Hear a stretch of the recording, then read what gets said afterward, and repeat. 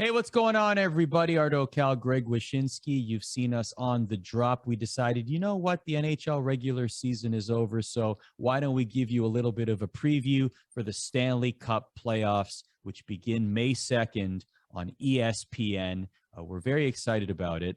Before we do that, though, can we just talk really quickly about how crazy the regular season ended on the last day? Like 20 different storylines going on. There was like a goalie singing the anthem, an emergency goalie, the Coyotes with an epic comeback. Like, what was going on? Yeah, when the probable removal of the executive director of the National Hockey League Players Association is like the ninth most important thing that happens on the last day of the season, it's a wacky day. The Coyotes thing is great, man. Like, it's one of those deals where you don't really think about some fan bases sometimes, but to close out the arena in Glendale in the manner in which they did, knocking the Nashville Predators down into a series against the Colorado Avalanche with this massive comeback win, man. Like, I was so happy for the Coyotes fans. I know you're not great in number, but you're great in spirit.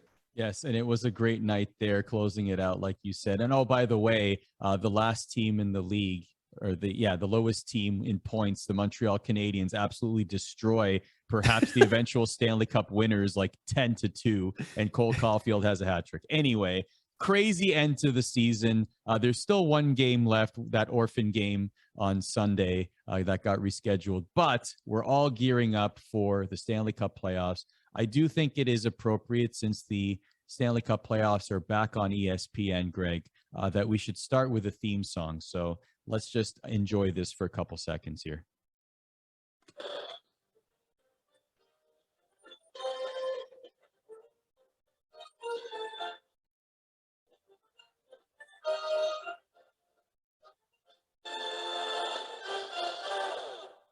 Okay. Oh, and so let's begin. Speaking of the Nashville Predators, so I actually have the lines as of Saturday morning from Caesars Sportsbook. So we'll start with that for each playoff series. Where are they? Why can't I find them? The Avs and the Predators. That's actually the largest line. We probably know why. The Avs are a minus 450 going into this series. The Preds a plus 350. Do the Nashville Predators, Greg, have any chance whatsoever in this playoff series without the services of UC Saros? They absolutely have a chance in this playoff series, Arda, to win one game. The rest of the games are going to not be very good for them. I have the Avalanche winning 4-1 in this series. Again, like, the Predators have enough offensive juice where you could see it being a situation where the Avalanche win convincingly twice at home. It goes back to Nashville. That place is a madhouse. You can damper the spirits of the team's playoff chances, but you can't damper the spirits of the Nashville fans. They're good for one win in this series. They're good for one win in this series. It may be Riddick. It may be some, the other goalie that comes in. So I feel like they're good for one win, but obviously it's Colorado's series to win and probably win pretty emphatically. And honestly, this reminds me of when the Devils made the playoffs off of that Taylor Hall Hart Trophy performance, and they won the one game at Prudential Center, and it was basically a gentleman's sweep the rest of the way against the Lightning. Maybe a situation here too. That's such a heartbreaker, though. The Predators, they were battling hard all season. They had the Matt Duchene, Philip Forsberg, 240 goal scorers combo. And then to have a goaltender, like, we both know this, like, that position is the most important in the posts. I mean, it's the most important in hockey, but really, especially in the postseason, you have a hot goaltender. You can ride that all the way to the finals. Just ask the Habs last year. Yeah. And now you have that goaltender who's performing so well go down the injury. That's a heartbreaker, man. So I think they had a puncher's chance against either Calgary or Colorado with Soros healthy. Like, I really do. But, I'll just say this. You look at Nashville, you look at Dallas, you look at Vegas, you look at the Canucks. I mean, if you're looking for a better argument for my playoff expansion plan of having 7 play 8 and 9 play 10, and then you have those winners play each other to figure out the 8th seed. The Western Conference is exhibit A through Z as to why we should adopt that plan, Arda. Or Z if you're watching in Canada. By the way, speaking of wagering, you have been doing daily wager all season long, Puck Daddy. Does that resume in the playoffs? Oh, it certainly does. Excellent. I'll be there with frequency. Sometimes, I like to do wager here in my man cave setup because I get in the real mindset of the degenerate, right? But like now I got to be on the road doing the writer thing. So there'll be times when you see me chatting up the betting lines, the favorites, the underdogs, clad in a suit and tie, standing in the seats at Madison Square Garden before games. So I'll be wearing many hats these playoffs. Speaking of suit and tie, you tweeted a graphic of the drop with us in suits and ties, and I was like, this is not the drop. What's going on? What is going on? Where is this? That's the graphic they made for us, man. They're trying to class up the joint. The picture they used of me was the picture I took in Chicago at the ESPN preseason media thing. I thought I looked really good that day, but all the pictures make it look like I'm wearing my dad's suit to my confirmation. So I don't know where the hell things went wrong on that. But no, it is definitely not the vibe of our show. This is more the vibe of our show. Yeah. But I mean, we looked kind of classed up. I was impressed. So the drop will continue in the playoffs. We should mention that as well. You mentioned the Calgary Flames. They are a minus 240 against the Dallas Stars plus 200. I don't know. I mean, I personally look at that and I'm like, I think the Stars are pretty appetizing at plus 200. But then again, the Calgary Flames throughout many parts of the season looked like the best team in the NHL. So it's tough to justify that. What do you think? I think Calgary sweeps them. Wow. I do. I think the Dallas Stars are a one-line team. It's a great line. The Robertson, Hintz, Pavelski line is a great line. It's fantastic. And I think Jake Ottinger has played extraordinarily well down the stretch for them. I think this playoff berth is his playoff berth. I still don't like this matchup for them. I mean, I think the Flames play the style of hockey that's going to give them fits. They can match them defensively. They can match them in physicality. And I think that you can throw a line with Michael Backlund or Elias Lindholm up against that Robertson line and get some pretty good results. So listen, stranger things have happened. I just don't particularly like this matchup. I actually think Dallas does better against Colorado than they do against Calgary, if that makes any sense. Wow. I think the Flames win this one with ease. Okay, so you got a sweep for the Calgary against the Stars. Suddenly the plus 200, not so appetizing there. I am not going to touch the Wild and Blues. So the Wild are a minus 140. So they're the favorite going into that series. St. Louis is a plus 120, which is interesting because a lot of people spent a lot of the regular season talking about how the Blues have owned the Wild, and in their last 12 games or however many it is, the Blues have been dominant and they won the season series. But as many people would tell you, doesn't matter. Regular season totally different from the playoffs. What do you make of this matchup? It doesn't matter. The only thing that gives me pause about the Minnesota Wild in this series is the injury that Marcus Foligno suffered in the last day of the season. He's an essential part of a very important checking line for them. That being said, the Wild are a really underrated team, and I think that they win this series. I have them winning 4-2. The Blues are not going to be a pushover. I've been very high on the Blues all season, and in fact, if this was a different series for them, if they were playing almost anybody else in the West, I think I'd pick them in this series. But when you look at the Minnesota Wild, they are an elite defensive team at 5-on-5. And as good as the Blues have been offensively this year, and they are very good, they've got some tremendous players on that team. The Robert Thomas, Buchnevich, Tarasenko line has been great. They've gotten offense from all throughout that lineup.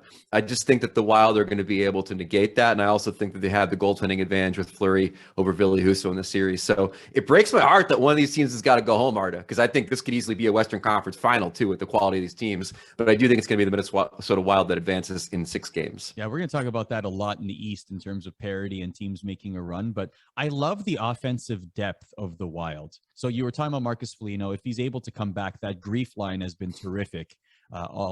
For the Minnesota Wild. Top line is fantastic. We know what Kaprizov and Zuccarello can do when Zuccarello's back.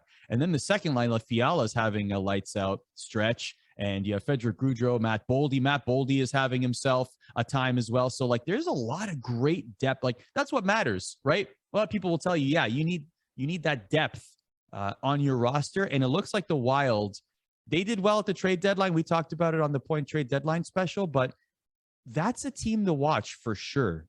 That is definitely, especially in terms of depth. Yeah, and I also really think, and this has never been a problem for the Wild, that their blue line's got more depth than the Blues does. The Blues have never really been able to address sufficiently the loss of Alex Pietrangelo from that lineup. And, I think with the way the Wild play up front, that's going to really come home to roost in this series. The Oilers are minus 230 in their series against the Los Angeles Kings. Remember the days when we were talking about the Oilers probably missing the postseason? Seems like a lifetime ago, but many people happy that the likes of Connor McDavid, Leon Draisaitl are in the postseason, and we get to see those superstars possibly shine. They are a big favorite going into this series. I think a lot of that has to do with the final stretch of Mike Smith. Do you think that continues in the playoffs?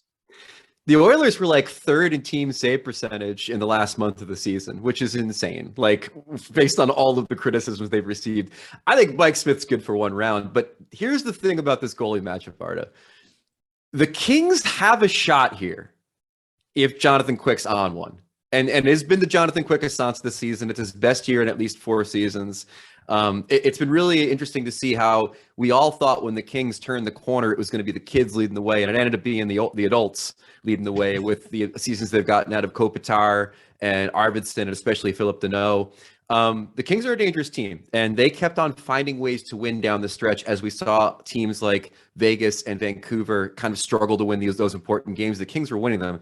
I don't discount them in this series. That being said, I do think the Oilers are going to win. I'd say it's probably 4-2. I think the Kings make it interesting. If Drew Doughty was healthy and in this series and he was able to be deployed against either Connor or Leon in this series, I think it might be a different story. But without him, I do think that the Oilers get through them. And of course, Dustin Brown announcing he's retiring at the end of the season. So that'll be a heartfelt moment for sure whenever the season ends, to see him ride off into the sunset. But yeah, I'm with you. I think the Oilers move on in this one. 6 games, that's pretty fair, especially like you said, Jonathan Quick can steal a game or two, maybe even push it to 7 if they're lucky, but I'm going Oilers on that too. I'm nothing if not fair, Arda. Of course. All right, let's move on to the East. Speaking of fair, your New York Rangers, a minus 120 against the Pittsburgh Penguins, who are a plus 100. Goaltending, Shesty, listen, you know me. I've been banging the drum of the Igor Hart Trophy, much to your chagrin, all season long on the drop. But now this is a totally different ball game. I'm going to ignore I wouldn't even wager on this one at all. I am ignoring it entirely, and I'm thinking, what version of the Rangers are we going to get this postseason, and what version of the Penguins are we going to get? This is going to be an interesting one. What do you think? Listen, first of all, I have nothing against Igor Shesterkin and his Hart Trophy candidacy outside of the fact that he hasn't played enough games and he's not American like Austin Matthews. But listen. The American part's way more important, of course. So the Tristan Jarry part of this is the really interesting thing for the Penguins. Like, he has a broken foot. No one's really sure what his status is for the first round. Even if he plays, he still has to overcome the specter of last postseason when their loss to the Islanders was on his shoulders, basically. That being said, Casey DeSmith, sneaky great in the last month of the season for them, like, has played really well in goal, better than probably anybody would even notice that he had. Can they win this series without Jarry? I think they can. And I think they can because as good as Shesterkin is, as good as many of the metrics that the Rangers suffered through earlier this season have turned around just before the trade deadline, and especially after the trade deadline when they added Andrew Kopp and Braun and made some other changes. They're just still not a very good 5-on-5 team. They're just not a very good 5-on-5 team. And I think that's where the Penguins have an advantage here. It's not going to be a special teams series, I don't think, because they never call penalties on the Penguins. And then also the Penguins just have an advantage. They get 5-on-5. I like the Penguins in this series, 4-2 over the Rangers. I think the Rangers will get a nice education, having been in the playoffs, be in a battle. It's going to help them going forward. I think this is a team that's very much on the right track. But I kind of like the Penguins in this series. Give me Sid in a 7-gamer against the Rangers. And the thing is, you're right. Like, this is an accelerated, quote, rebuild, unquote, right? Like, this is not a situation that this team thought that, or at least the fan base thought that this team might be found in. So this is playing with house money. So Penguins plus 100, all of a sudden looking very... Yeah, I like them in 6. I think it's going to be a tight series, and it wouldn't shock me if the Rangers won it, but I'll take the Penguins here. Hurricanes and Bruins. Hurricanes a -125. They're the favorites. Bruins +105. I mean, more goaltending. It sounds like they might get both goalies, Ranta and Anderson, back for the start of the playoffs. I think that that's a big key to this, very much like the Nashville Predators. But I also wonder how the Bruins and their depth match up against the Hurricanes and theirs. What do you think? Well, I don't know about Anderson. Anderson might miss a little bit of time in this series. Even if he plays, though, upset city, taking the Bruins. Taking the Bruins, the first wild card to knock out the Carolina Hurricanes, #1 team in the Metro. I like the Bruins in 7 games in this series. I think their ability to deploy Charlie McAvoy up against Sebastian Aho and get that matchup, and also be able to deploy the Patrice Bergeron line against that line in a power versus power matchup if they choose to, is going to give them an advantage. I just like the Bruins a little bit better in this series. I know the Hurricanes have been great. They are great. They're a fantastic team. But when I look at this matchup and I look at what the Bruins bring to the table, and now they're going to be healthy for the first time in a few weeks now, I like them in the upset here. And it breaks my heart because I love Carolina a lot. Yeah, Carolina is a fantastic team. But yeah, when you talk about Charlie McAvoy like that, like he's been flying under the radar this season. Not many people are talking about him. So this could be a breakout playoffs for him. We could really see him getting a lot of headlines if he plays well, especially starting with this series. Yeah, and listen, they're going to miss Tuukka Rask at some point, right? Like that's the goalie that can bail you out and win a big game in the playoffs, and we don't know what Swayman and Allmark give you to that end. But I do think in this series they're going to have enough to get through Carolina. And again, it's a bummer. Carolina's so good. Yeah. I want to see him succeed. I want to see him thrive. I want to see him win a cup. I just think in this matchup, they would have done well to have played the Washington Capitals, I think, instead of the Boston Bruins in the series. I think a lot of people would say that. Better up playing the Washington Capitals. Do you think, before we move on here, do you think Swayman and Allmark change up their hugs each round? Each game? Do you think that becomes a thing? I think it probably becomes a thing, yeah. But it'll be interesting to see who, how they work that, who has the hot hand, who they go with in certain situations. It's a good problem to have 2 good goalies, but we'll see what happens to the Bruins and who they choose. So speaking of the Washington Capitals, the Panthers, I'm actually surprised. Well, maybe because of the Saros effect, but it's a -280 for the Panthers against the Capitals, who are a +230. And listen, all season long, especially when the 8 teams were established in the East, everybody was saying if there's one weak link of this conference, it's the Washington Capitals. Lo and behold, first time in NHL history, all 8 Eastern Conference teams have over 100 points or 100 points or more. First time ever, by the way. Yeah. And so here they are now. Congratulations, Washington. Your reward is the Florida Panthers, who the rich got richer at the trade deadline. They're absolutely menacing, scary, as they have been all year. Could you see the Capitals pulling out? Are you pulling is there even a possibility for an upset city here? There's always a possibility because we don't know what the Panthers are in the playoffs. This is a team that hasn't won a playoff round since the Clinton administration, Arda. So, I mean, there is a reason why people are a little bit wary about the Panthers being in the postseason. But look, the bottom line for me is that you are looking at an offensive team, the powers of which we have not seen since the mid-1990s, against a team with specious goaltending and team defense is a little bit better, metrically, but their goaltending is not very good. The Ovechkin injury, I mean, look, we've seen him without a sling or a cast or everything, so he seems like he's okay, but still it gives you a little bit of pause that an elite shooter might have a shoulder issue in this series. I just really like the Panthers here. I have them winning in 5 games. I do think the Capitals might take one on home ice. Last playoff series to talk about. The Toronto Maple Leafs are a -125 wagering favorite over the 2-time defending Stanley Cup champion Tampa Bay Lightning. Two-time. Oh boy. Oh dear. This is spicy to me. On paper, maybe it makes sense that the Leafs might be the slight favorite going into this series, but how do you even call this one? Well, if we were going to do the watchability rankings, and we usually do, but I don't know if we have time for it this year because of the, time crunch of it all. This is the most intriguing series on the docket without even a second thought. I mean, like, from a star perspective, from a drama perspective, from a storyline perspective, from a gameplay perspective, there's nothing else in the playoffs that's going to rank anywhere near Leafs and Lightning. Now, what's my pick? It's a battle, Arda, between my heart and my head. In my heart, I believe it's the Lightning. I believe that when you look at the Tampa Bay Lightning, you are seeing an efficient playoff assassin that can win games 1-0 and win games 6-5.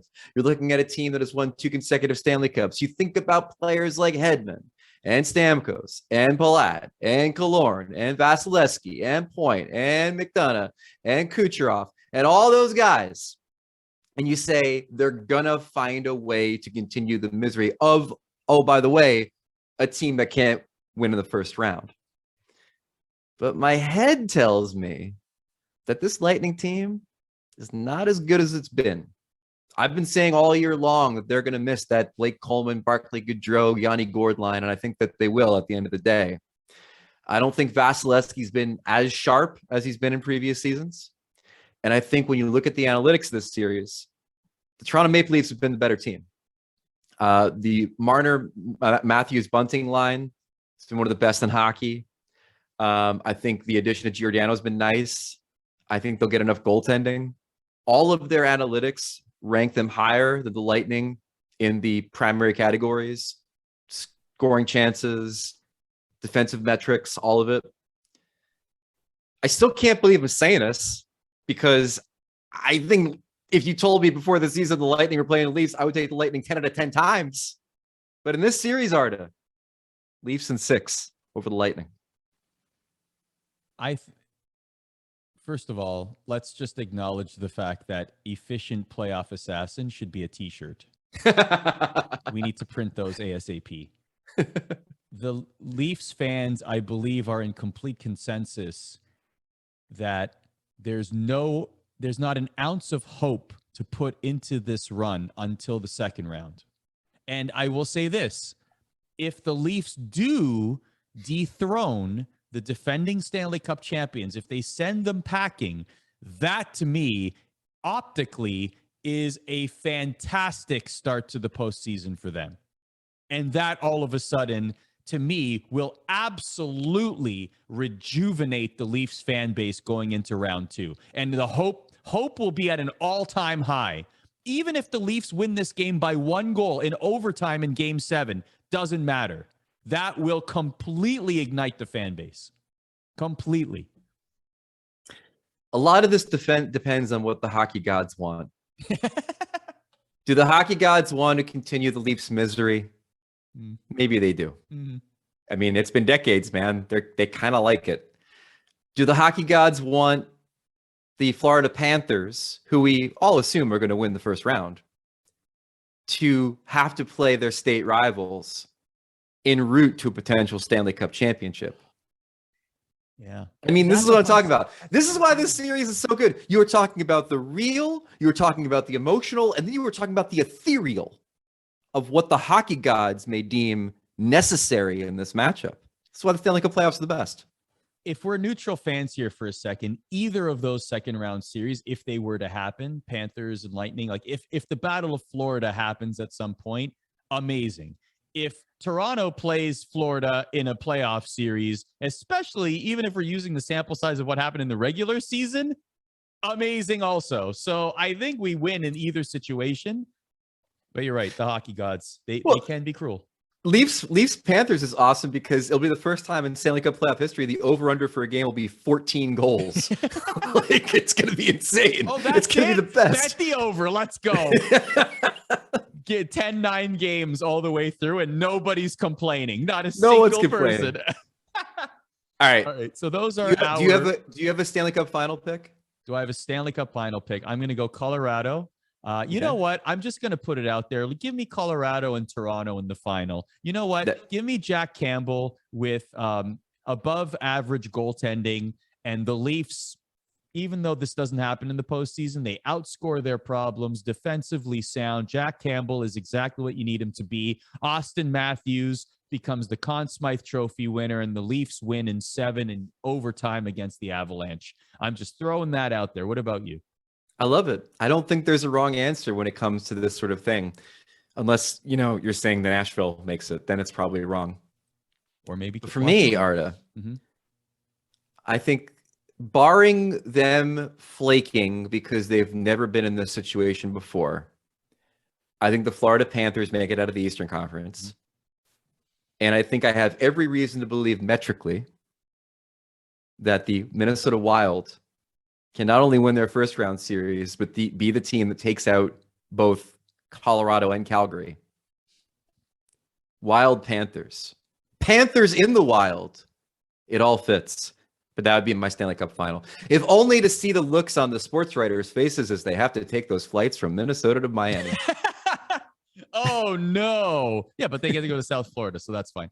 That's right. And also, if Florida does win the Stanley Cup, you got the Joe Thornton, Claude Giroux. So you got some hockey favorites, so to speak, winning the Stanley Cup, right? And Bobrovsky finally, the monkey off his back. So that's good too. And I just think you have different kinds of champions. Like you have champions that have sort of bubbled under the surface for a while, like the Capitals when they finally broke through. You have certain teams that just have magical seasons. The St. Louis Blues did not build towards their Stanley Cup. They just happened to be amazing that year. And it all kind of came together. And I look at that Florida team and I'm just like, you know what? They're kind of a combination of both. They've been building towards something, but then this season, they've just been better than anyone expected. And sometimes the best team wins, and maybe the best team's Colorado. I don't know. I still worry about them breaking through against teams that punch them in the mouth. But I should be even more concerned about a Florida Panthers team that has absolutely no proof of concept in the postseason.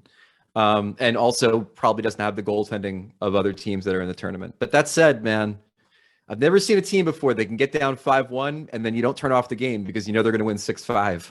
And that's just been the Panthers this season. Fine by me. So those are our picks. Let us know in the comments below who you think will win the first round matchups, but also let us know your Stanley Cup final prediction, who will win the Stanley Cup, and who will win the Conn Smythe Trophy. Because at the end of the day, Wish, it's all about this. There it is. I found this on eBay. I don't even know if it's real, but it has the branded NHL and ABC logo like from back in the day. So that's incredible. Yay. Nice. And by the way, the drop will be on, I don't know what our schedule is yet, but I think we're on every round. So at least we're doing at least one show every round. I think they claim it's weekly. So hopefully that's the case. But let's go. Definitely May the 4th is our next edition. May the 4th. May the 4th be with us. What is your, so before we go, what is your schedule of content for the playoffs? Oh my God. So by the time you see this video, we'll have probably previews up. I'm doing a full round by round bracket prediction on how I think the playoffs will go.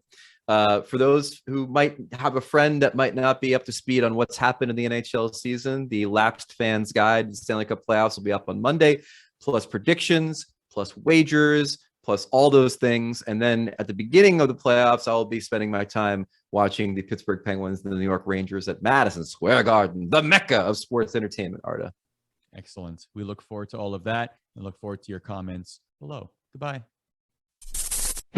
Thanks for watching ESPN on YouTube. For live streaming sports and premium content, subscribe to ESPN Plus.